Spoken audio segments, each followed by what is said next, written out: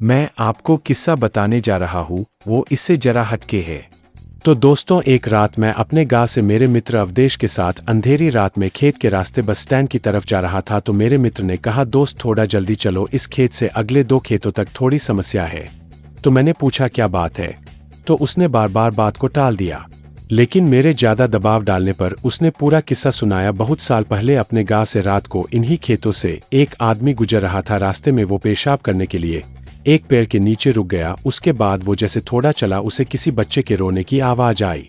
तो उसने सोचा रात को पहरा देने वाले का बच्चा होगा। लेकिन तभी याद आया कि ये खेत तो रामेसर काका है, जो 3 साल पहले यहाँ फांसी लगाकर मर गया। वह आदमी सहमे हुए कदमों से आगे बढ़ता रहा और उसके दिमाग में उन लोगों की बातें याद आई कि इस खेत से गुजरते वक्त रात को कभी पीछे मत मुड़ना, कोई रास्ता पूछे तो उसके आंखों और पाँव को मत देखना, कोई कितना भी बोले मत सुनना। ये सब बातें दिमाग में सोचने से उस आदमी की हालत बहुत बुरी हो गई और सोचने लगा कि उसने यहाँ आने से पहले ये सब क्यों नहीं सोचा।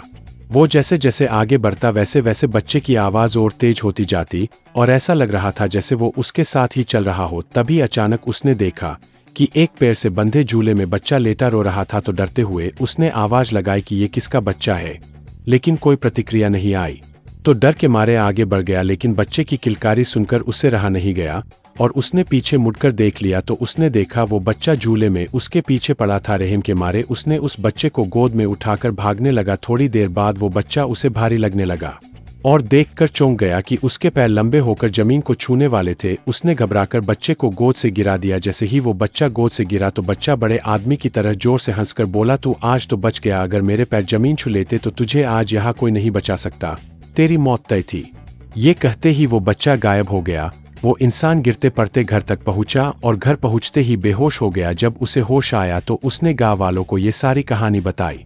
जैसे ही मैंने ये किस्सा सुना तो घबराहट के मारे बिना पीछे मुड़े ऐसा जोर से भागा और कभी उस प्रेत बाधित खेत से रात को नहीं गुजरा।